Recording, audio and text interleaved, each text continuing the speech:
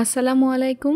আপনি কি ছানার তৈরি কোনো নতুন মিষ্টির রেসিপি খুঁজছেন যেটা আসছে ঈদে আপনি ট্রাই করতে চান? বাসায় কি ছোট ছোট বাচ্চা আছে যাদেরকে ইমপ্রেস করার জন্য মিষ্টি বানাতে চান? তাহলে আপনি সঠিক ভিডিওটাই ক্লিক করেছেন। এই ভিডিওটা শেষ পর্যন্ত দেখলে আপনি খুবই মজাদার একটা মিষ্টির বেস তৈরি করা শিখবেন, যেটা দিয়ে আপনি সব রকমের টোস্ট মিষ্টি, স্যান্ডউইচ মিষ্টি ইত্যাদি বানাতে পারবেন। আরেকটা গুড নিউজ দিতে চাই, এই রমজান মাস জুড়ে আমার করানো রেকর্ডেড মিষ্টি ক্লাসে থাকবে 50% অফ। সো যারা যারা মিষ্টি ক্লাসে জয়েন করতে চান দ্রুত করে ফেলুন, আর একবার জয়েন হলে আপনি লাইফ টাইম গ্রুপে থাকতে পারবেন। ক্লাসের ডিটেলস আমি কমেন্টে লিখে দিব। প্রথমে আমি 2 লিটার দুধের ছানা তৈরি করে নিয়ে এসেছি। এই ছানাটা আমি আমার রসগোল্লার ভিডিওতে যে প্রসেসে করেছি একই নিয়মে তৈরি করেছি। ভিডিওটার লিংক আমি ডেসক্রিপশনে দিয়ে দিব।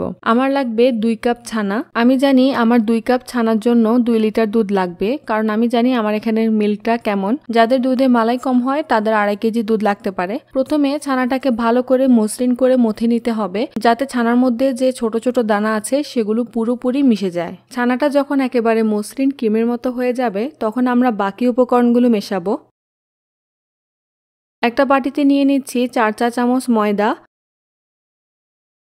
এখন ময়দার সমপরিমাণ অর্থাৎ 4 চা চামচ দিয়ে দিচ্ছি সুজি, দিয়ে দিচ্ছি 2 টেবিল চামচ চিনি, ফ্লেভারের জন্য 1 চিমটি এলাচ গুঁড়া দিয়ে দিচ্ছি, আরও দিয়ে দিচ্ছি 1/4 টিস্পুন বেকিং পাউডার। শুকনো উপকরণগুলো প্রথমে মিশিয়ে নিব। মিশানো হয়ে গেলে দিয়ে দিব 2 চা চামচ নর্মাল কুকিং অয়েল। তেলটাকেও শুকনো উপকরণের সাথে ভালো করে মিশিয়ে নিব। এখন এই মিশানো উপকরণগুলো আমি আগে থেকে মথে নেওয়া ছানার সাথে দিয়ে দিব। এখন ছানার সাথে উপকরণগুলো ভালো মতো মিশিয়ে নিব। আপনারা দেখে বুঝতে পারছেন কিভাবে আমি মিক্সিংটা করছি। খুব বেশি জোর প্রয়োগ করতে হবে না, নর্মালভাবেই মিক্সিংটা করবেন।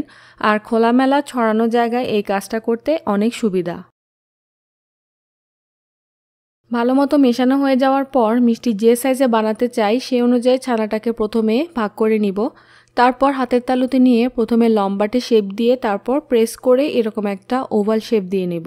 ছানা কম মাখলে অথবা বেশি মথে তেল বের করে ফেললে এই দুটো কারণেই ছানার শেপ দেওয়ার সময় ক্র্যাক আসতে পারে। সেটা সলভ করার জন্য কাউন্টার টপে রেখে শেপ দিতে পারেন, তাহলে মিষ্টির গাটা মসৃণ হবে। তাতেও যদি কাজ না হয় তাহলে আবারও ছানাটাকে মথে নিতে হবে।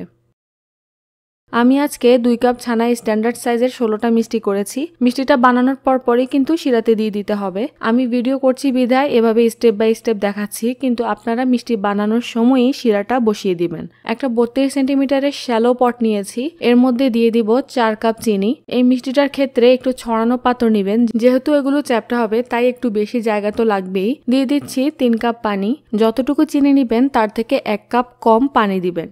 পানিটা দেওয়ার পর আমি একটু চেক করছি মিষ্টিটা যাতে ভেসে থাকে সেই পরিমাণ শিরা এখানে আছে কিনা, কিন্তু আমি দেখলাম শিরাটা পর্যাপ্ত পরিমাণে নেই, তাই আমি আবারও 1 কাপ চিনি এবং 1 কাপ পানি এর মধ্যে দিয়ে দিলাম। আপনারা যে পাত্রতেই রান্নাটা করবেন অবশ্যই শিরা চেক করবেন। পাত্র ভেদে চিনির পরিমাণ এবং পানির পরিমাণ কম বেশি লাগতে পারে। নেড়েচেড়ে মিশিয়ে দিয়ে ঢাকনা দিয়ে অপেক্ষা করব বলক আসা পর্যন্ত। বলক চলে এসেছে। এখন আমি একটা একটা করে সবগুলো মিষ্টি দ্রুত এই শিরার মধ্যে ছেড়ে দিব। তারপর ঢাকা লাগিয়ে দিব এবং হাই হিটে মিষ্টিটাকে জাল করব 25 মিনিট। প্রায় 3 মিনিট পর আমি ঢাকা সরিয়ে মিষ্টিগুলোকে একটু উল্টে দিচ্ছি।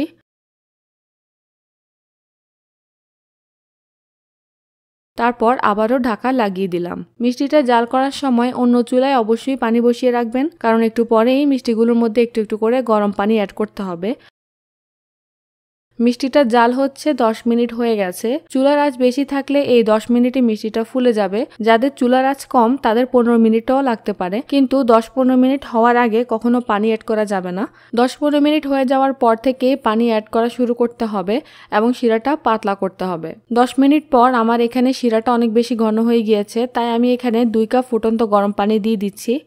আমার এই চামচের 1 চামচ হচ্ছে আধা কাপ পানি। তো যাদের চুলার আঁচ কম তাদের ক্ষেত্রে এই পর্যায়ে শিরা যদি খুব ঘন না হয় তাহলে 2 কাপের বদলে আপনারা 1 কাপ পানি দিতে পারেন। তারপর আমি আবারও একটু মিষ্টিগুলোকে উল্টিয়ে দিচ্ছি, দিয়ে ঢাকনাটা লাগিয়ে দিব। পানি দিতে এবং নেড়ে দিতে দিতেই 2 মিনিট অলরেডি পাস হয়ে গেছে। মিষ্টিটায় ঢাকনা দেওয়ার ঠিক 2 মিনিট পর আমি আবারও ঢাকনা সরিয়ে নিলাম। এখন শিরার ঘনত্ব বুঝে আবারও এখানে 1 কাপ ফুটন্ত গরম পানি দিয়ে দিচ্ছি। যাদের চুলা রেগুলার ছোট তাদের জন্য আবারও বলছি, আপনারা এই মাপের অর্ধেক পানি দিবেন, যেহেতু আপনাদের শিরাটা জলদি শুকিয়ে যাবে না। 2 মিনিট পর আবারও ঢাকনাটা সরিয়ে এখানে 1 কাপ ফুটন্ত গরম পানি দিয়ে দিচ্ছি। আরও প্রায় 2-3 মিনিট পর ঢাকনা সরিয়ে 1 কাপ পানি দিয়ে দিচ্ছি। মিষ্টিগুলো নেড়েচেড়ে দেওয়ার পর আবার ঢাকনাটা লাগিয়ে দিলাম।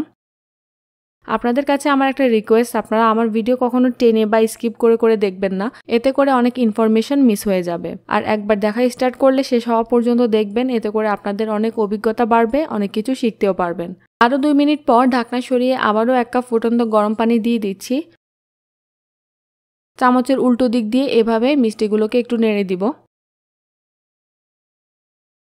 আবারও ঢাকনাটা লাগিয়ে দিলাম। আপনার কাছে যদি আমার ভিডিওগুলো ভালো লাগে তাহলে রিকোয়েস্ট রইল, ছোট্ট একটা কমেন্ট করবেন আর ভিডিওতে একটা লাইক দিয়ে দিবেন। 3 মিনিট পর আমাদের মিষ্টিটা জাল হওয়ার শুরু থেকে এখন পর্যন্ত 25 মিনিট শেষ হলো। এখন আমি শেষবারের মতো আবারও 1 কাপ ফুটন্ত গরম পানি দিয়ে দিব। আমি মোট 6 বার এই মিষ্টিটায় পানি দিয়েছি, 6 বারে টোটাল 7 কাপ পানি এখানে দিয়েছি। এখন একটা মিষ্টি তুলে 1 বাটি পানির মধ্যে দিয়ে দেখব। দেখুন সাথে সাথে তলিয়ে গেছে, তার মানে মিষ্টিটা হয়ে গেছে। চুলাটা বন্ধ করে দিলাম। চুলা বন্ধ করে দেওয়ার পর মিষ্টির পাতিলটা ধরে এভাবে একটু নাড়তে হবে। তারপর এখানে 1 থেকে 2 কাপের মতো নর্মাল পানি ঢেলে দিতে হবে।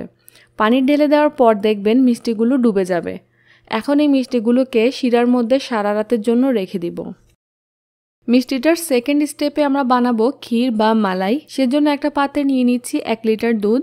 হাই হিটে প্রথমে দুধে একটা বলক তুলে নিব, তারপর চুলার আঁচ একেবারে লো করে দিয়ে দুধটাকে আস্তে আস্তে রিডিউস করে নিব।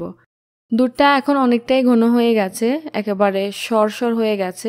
আমি পাত্রটা চেঞ্জ করে একটা ননস্টিকের পাত্রে নিয়ে নিয়েছি, যাতে সহজেই পাতিলের নিচে না লেগে যায়। এখন আমি এর মধ্যে 1 টেবিল চামচ চিনি দিয়ে দিলাম। আরও কিছুক্ষণ এটা জাল করে নিব। আরও কিছুক্ষণ জাল করে নেওয়ার পর আমাদের ক্ষীরটা তৈরি হয়ে যাবে। এই যে ক্ষীরটার ঘনত্বটা ঠিক এরকম হবে, কারণ ঠান্ডা হয়ে যাওয়ার পর এটা আরও জমে যাবে। বেশি ঘন করে ফেললে ক্ষীরটা অনেক শক্ত হয়ে যাবে। আমি চুলাটা বন্ধ করে দিলাম। দেখুন একটু ঠান্ডা হতেই কতটা ঘন হয়ে গেছে। জেলি টোস্টের থার্ড স্টেপে চলে এসেছি। এখন আমি জেলি তৈরি করে দেখাবো। আপনারা বাজার থেকে কিনে আনা যে কোনো রেডিমেড ম্যাঙ্গো বা অরেঞ্জ জেলি এখানে ব্যবহার করতে পারেন। আমি আমাদের এখানে অনেক খুঁজেছি, পাইনি, তাই পাউডার দিয়ে জেলিটা বানাবো। এটা কিভাবে বানাতে হয় ইনস্ট্রাকশন প্রত্যেকটা প্যাকেটের গায়ে লেখা থাকে, তো আমি সেই পদ্ধতিটা অনুসরণ করে বানাচ্ছি। একটা প্যানে 200 মিলি পানি গরমে বসিয়ে দিয়েছি। পানিতে যখন বলক চলে আসবে তখন চুলা বন্ধ করে দিব। চুলা বন্ধ করে সাথে সাথে জেলি পাউডারটা ঢেলে দিব এবং চামচের সাহায্যে মিশিয়ে নিব যতক্ষণ না পাউডারটা গলে যাচ্ছে। মিশে গেলে আরও 200 ml পানি এখানে দিয়ে দিতে হবে, তবে এই পানিটা হবে ঠান্ডা। ব্যাস, তারপর মিশিয়ে নিয়ে যে পাত্রে সেট করব সেখানে ঢেলে দিব। এবার এটাকে ফ্রিজের নরমালে রেখে দিব যতক্ষণ না পুরোপুরি সেট হয়ে যাচ্ছে। তো আমার সবগুলো স্টেপ শেষ। এখন আমি মিষ্টিটা তৈরি করে দেখাবো। প্রথমে মিষ্টিগুলোকে শিরা থেকে তুলে একটা ট্রের মধ্যে নিয়ে নিয়েছি, তারপর মিষ্টিটার মাঝখান বরাবর এভাবে কেটে নিব। এখন এর মধ্যে আগে থেকে তৈরি করে রাখা ক্ষীর স্প্রেড করে দিব। মিষ্টিটা এভাবেও খাওয়া যায়, যদি জেলি না দিতে চান এভাবেও খেতে পারেন, দারুণ মজা লাগে। যেহেতু এটা জেলি টোস্ট তাই আমি জেলিটা একটা পাইপিং ব্যাগে ভরে এর ভেতরে দিয়ে দিচ্ছি। খুব বেশি জেলি আমি দিব না, নামমাত্র জেলি দিয়ে তারপর বাকি অর্ধেক মিষ্টি দিয়ে ঢেকে দিব। এই যে দেখুন হয়ে গেল। তারপর সবশেষে মিষ্টিটাকে ইনস্ট্যান্ট মাওয়ার উপর গড়িয়ে নিব, এতে করে মিষ্টিটা সম্পূর্ণ হবে।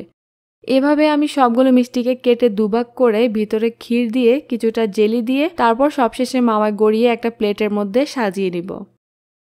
সবগুলো প্লেটে সাজিয়ে নেওয়ার পর দোকানের মতো করে এর উপরে ডেকোরেশন করে নিব।